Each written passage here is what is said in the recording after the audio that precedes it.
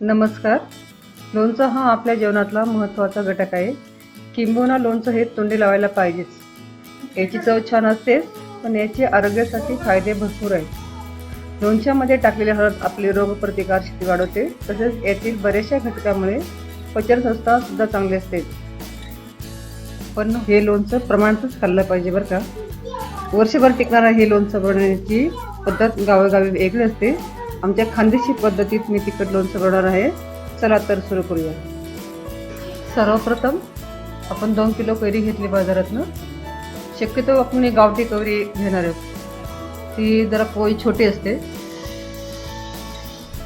आता फोडी करून घेते बाजारातनं. साधारण छोटे छोटे फोडी करणार आपण. हे सर्व आपल्या बाजारात करून मिळतं.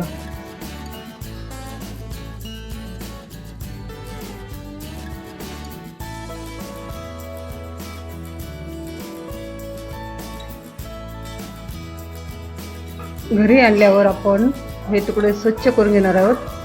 त्याच्यामध्ये कोळी आणि नको असलेले तुकडे आपण वेगळे करणार आहोत.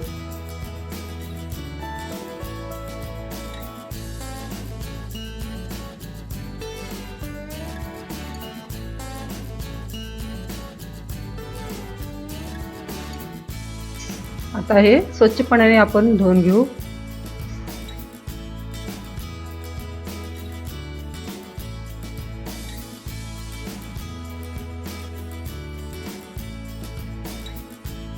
आता यामध्ये 1 चमचा हळद आणि 1 चमचा मीठ टाकून आपण एकत्र करणार आहोत, जेणेकरून याचे जंतू मरतात आणि वर्षभर टिकण्यासाठी तयार होतात. मीठ आणि हळद टाकल्यामुळे याला थोडं पाणी सुटतं.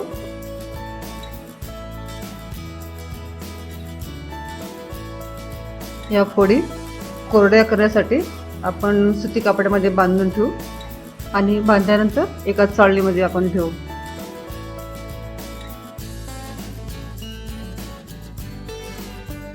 आता ही चाळणी आपण एका पातेल्यावर ठेवू, जेणेकरून ते पाणी थोडंसं खाली निघून जाईल. हे साधारण 7-8 तासासाठी आपण असं ठेवू शकतो.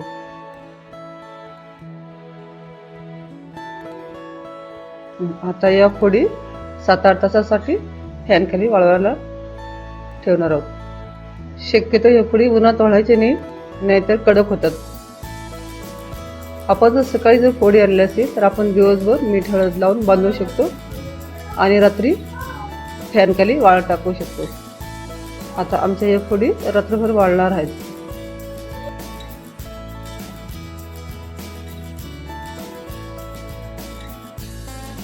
रात्रभर फॅन खाली वाळवल्यानंतर आपण या फोडी आपण स्वच्छ कपड्याने पुसून घेऊ.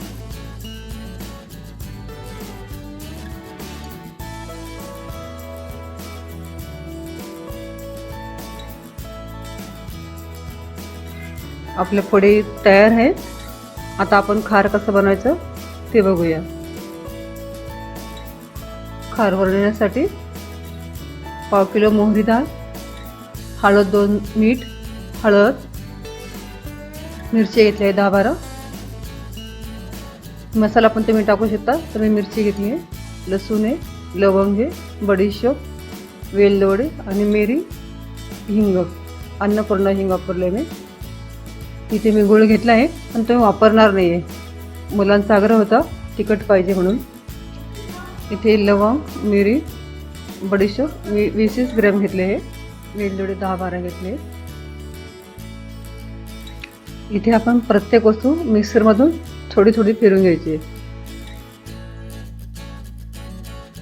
सुरुवातीला मोहरी डाळ,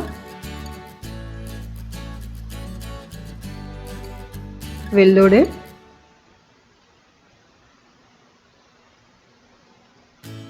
मिरी, बडीशोप, मिरची चांगली आपण बारीक करू. जास्त खूप बारीक पण नाही, थोडंसं अर्धी सवय असते का छान वाटते.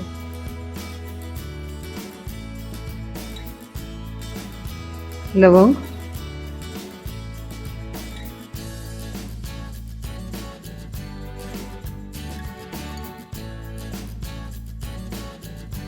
आपले हे मसाले हलकेच बारीक करून तयार आहेत.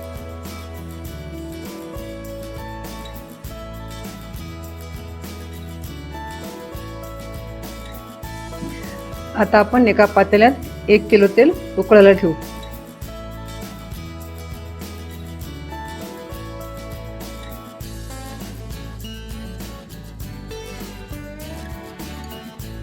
आता आपले मसाले परातीत पसरवायचे आहेत.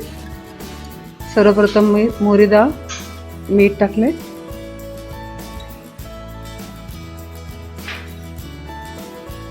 मिरची. हे या क्रमाने लावण्यामागचं कारण म्हणजे उकळतं तेल पहिले लवंग मिरीला लागलं पाहिजे, नंतर बाकीच्या मसाल्याला लागलं पाहिजे. आता आपण लवंग, मिरी आणि वेलदोडे टाकणार आहोत. त्याचबरोबर आपण बडीशेप पण टाकून घेऊ.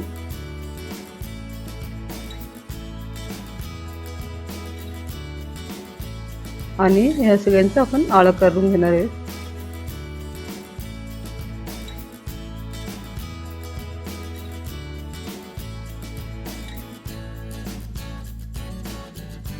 आता आपण 2 चमचे हळद टाकू.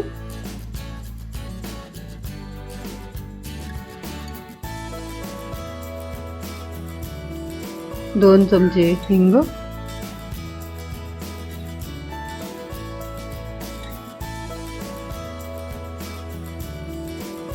आता हे सगळे मसाले आपले तयार झाले. आता आपण एकदम गरम तेल टाकणार आहे. आता आपण बघू तेल किती गरम झालंय. तेल इतकं गरम झालं पाहिजे की एखादी लवंग टाकली तरी वरती लगेच यायला पाहिजे. आता आपलं तेल तयार आहे. मी आता थोडं थोडं करून मसाल्यात टाकणार आहे. मसाला असं टाकल्याचा चर आवाज झाला पाहिजे आणि लवंग मिरीला छान फोडणी बसली पाहिजे. नंतर सगळीकडून तेल टाकायचं आहे आणि एकत्र करायचं सगळं. हळूहळू सगळं तेल टाकायचं आहे आणि हलवत राहायचं आहे. आता आपला खार तयार होत आलाय.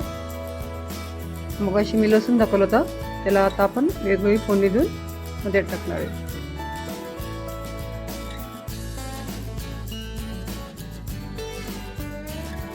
हा लसूण लाल झाला आहे. आता मी परातीत टाकते. हे सगळं छान हलवून घ्यायचं आणि आपण हे 6-7 तास गार व्हायला ठेवून देऊ.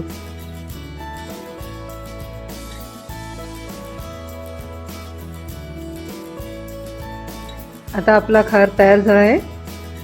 रंग पण छान लाल आलेला आहे. आता याच्यात पुढे टाकून छान मिक्स करून घेऊ.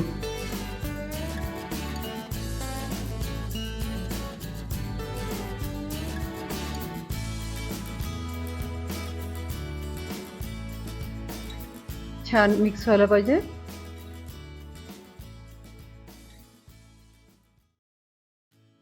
हे आपलं लोणचं भरायला तयार आहे. भरताना शक्यतो काचेच्या किंवा सिरेमिकच्या भांड्यातच भरायचं, कारण स्टील किंवा अल्युमिनियमच्या भांड्यात भरलं तर आम्लीय प्रक्रिया होऊ शकते आणि लोणचं खराब होऊ शकतं. दिवसेंदिवस जसं लोणचं मुरतं त्याची चव वाढत जाते. अशा प्रकारे तयार झालं आपलं वर्षभराचं लोणचं. तुम्हाला आमचा व्हिडिओ आवडल्यास लाईक करा, शेअर करा, कमेंट करा आणि आमच्या चॅनलला सबस्क्राईब करा.